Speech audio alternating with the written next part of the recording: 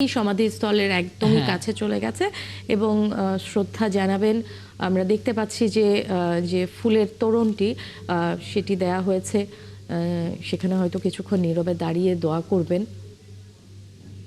এবং আরো একবার কি রেন্সি আপনি জানিয়ে দিতে পারেন কিনা যে এই দোয়ার পর্বটা, প্রার্থনার পর্বটা, মোনাজাতটা শেষ করে তারপরে তারেক রহমানের কর্মসূচি কি হবে?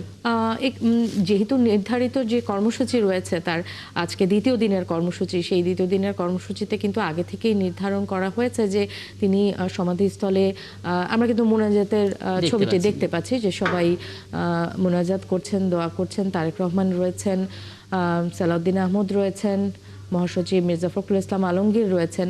তার পরপরই কিন্তু আসলে তার ৭১-এর শহীদদের শ্রদ্ধা জানানোর জন্য সাভারে যাওয়ার কথা, জাতীয় স্মৃতিসৌধে শ্রদ্ধা জানানোর কথা রয়েছে।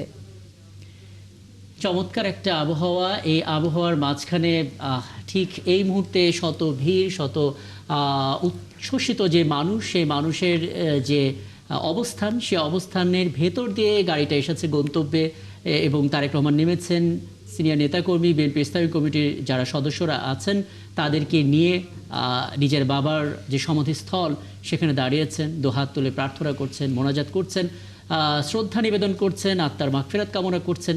এবং এটা আসলে সত্যিকার অর্থে একটা ঐতিহাসিক মুহূর্ত বলা যায় কিনা ন্যান্সি, কারণ এটা আসলে ইতিহাসে খুব কমই দেখা গেছে যে একজন নেতা নির্বাসনে থাকার পর তিনি ফিরে এসেছেন দেশে বিরচিতভাবে এবং যেই কবরস্থানটা, যে সমাধিস্থলটা এখান থেকে সরিয়ে নিয়ে যাওয়ার পরিকল্পনা হচ্ছিল এবং তারেক রহমানকে দীর্ঘদিন ধরে আসলে বাংলাদেশ থেকে দূরে রাখা হচ্ছিল, দুটোরই সমাধান হয়েছে। সমাধিস্থল তার আগের জায়গাটাতেই আছে এবং তারেক রহমান ফিরে এসেছেন নিজের বাবার কাছে ১৯ বছর পর।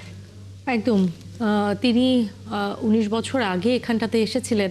তিনি হয়তো এই ১৭ বছর বিদেশের মাটিতে বসে দেখেছেন যে বিএনপির বিভিন্ন যে প্রতিষ্ঠাবার্ষিকী এবং বিশেষ দিনগুলোতে তারা আসতেন, শ্রদ্ধা জানাতেন। সেই ছবিগুলো কিন্তু তিনি দূরে বসে, প্রবাসে বসেই দেখেছেন এতদিন। আজকে সেখানে তিনি গতকাল স্বদেশ প্রত্যাবর্তন হলো তারপরে আসলে আজকে আসতে পারবেন কিনা তিনি হয়তো এই ১৭ বছরে হয়তো বারবার ভেবেছেন যে আমি কি আসলে বাবার কাছে একবার যেতে পারবো কিনা। সেই মুহূর্তটি আসলে চলে এসেছে এবং তিনি মন ভরে দোয়া করছেন মহান আল্লাহ তাআলার কাছে। এবং আমরা দেখেছি কিছুক্ষণ আগে যে ফুলের তোরণটি শ্রদ্ধা নিবেদন করা হয়েছে সমাধিস্থলে। এবং আমি আসলে ঘড়ির কাউন্টডাউনটা দেখছিলাম যে যখন আসলে তারেক রহমান এখানে এলেন, দাঁড়ালেন, তখন ঠিক ৪:৩৯ বাজে এবং এখন ৪:৪৫-এ বলা যেতে পারে ৪:৪৫-এ মোনাজাতের পর্বটা শেষ হলো এবং এখন আসলে ফিরে যাওয়ার পালা। আমরা আসলে সে ঐতিহাসিক মুহূর্তটা সাক্ষী হতে পারলাম ন্যান্সি, যেখানে তারেক রহমান তার যে পূর্ব নির্ধারিত কর্মসূচির অংশ হিসেবে বাবার সমাধিস্থলে এসেছেন এবং শ্রদ্ধা নিবেদন করেছেন, মোনাজাত করেছেন, প্রার্থনা করেছেন, দোয়া করেছেন এবং এবার ফিরে যাওয়ার পালা। হয়তো কিছুটা সময় এই জায়গা কাটাবেন, কর্মীরা নিজেদের মাঝখানে কথা বলছেন, নেতারা নিজেদের মাঝখানে কথা বলছেন। সেটাই আসলে অনেকটা সময় অপেক্ষা করতে হয়েছে। এখানটাতে এসে গাড়িতে বসেছিলেন তিনি, অনেকক্ষণ বাসটিতে বসেছিলেন এবং তারেক রহমানকে আমি দেখছি যে নেতাকর্মীদের সাথে কথা বলছেন, হয়তো আলোচনা সাপেক্ষে তার পরবর্তী যে কর্মসূচি সেই কর্মসূচির পরিকল্পনাটা সেরে নিচ্ছেন। তারপরে আসলে কোথায় যাবেন এইখানটাতে আসলে যেই সময়টা থাকার কথা ছিল সেই সময়টা হয়তো একটু কিছুটা সংক্ষিপ্ত হয়ে আসবে, যেহেতু বাস থেকে নামতেই অনেকটা সময় লেগে গেছে। নেতাকর্মীদের যে ভিড় ছিল, জনসমাগম ছিল, সেই সমাগমকে ঠেলে আসলে নিরাপত্তা বিষয়টিও নিশ্চিত করে এগিয়ে যাওয়ার যে বিষয়টি ছিল সেটা করতে আসলে দীর্ঘ সময় লেগে গেছে। ফেরার প্রস্তুতি চলছে এবং খেয়াল করে দেখবেন না যে এখানে যখন তারেক রহমান মোনাজাত শেষ করলেন, নেতার কর্মীদের সঙ্গে কথা বলছেন, হয়তো কিছু জানার চেষ্টা করছেন এবং এই জানার চেষ্টার ফাঁকে আমরা দেখতে পেলাম যে তারেক রহমান তার হাত নেড়ে এখানে যারা আছেন, একটু দূরে যারা আছেন, তাদের প্রত্যেককে হাত নেড়ে অভিবাদন জানাচ্ছেন। একদম, তিনি এই যে কাউকে কিন্তু নিরাশ করছেন না। তিনি ভিড় ঠেলে আসছেন যখন, যে প্রান্ত থেকেই আসলে নেতাকর্মীরা তাকে হাত নাড়ছেন, তাকে স্বাগত জানাচ্ছেন, তার জবাব কিন্তু তিনি দিচ্ছেন এবং তার সাথে সাথে তার যে কর্মসূচিগুলো রয়েছে সেগুলো তিনি পূরণ করার চেষ্টা করছেন।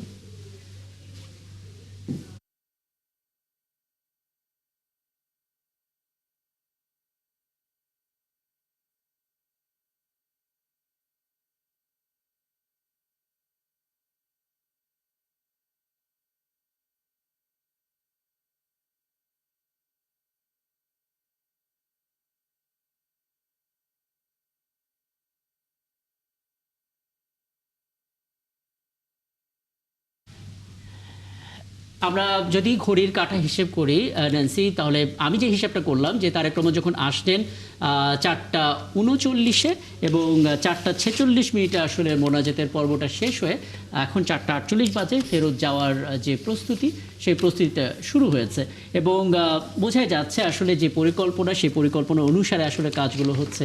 এখন যেই চ্যালেঞ্জটা নিতে হবে সেটি হচ্ছে ফিরে যাওয়ার, কারণ যারা আসলে অপেক্ষমান ছিলেন এই মুহূর্তটার জন্য তারা তো বাইরে অপেক্ষা করছেনই এবং গাড়িটা যখন ফেরত যাবেন তখন নিশ্চয়ই তারেক রহমানের সেই অভিবাদনের একটা ছবি আমরা দেখতে পাবো। দেখুন ন্যান্সি, এটা একটা বিশেষ মুহূর্ত, মানে একান্তে একেবারেই একা দাঁড়িয়ে আছে না, একা দাঁড়িয়ে হয়তো কিছুক্ষণ তার বাবার কথা স্মরণ করছেন।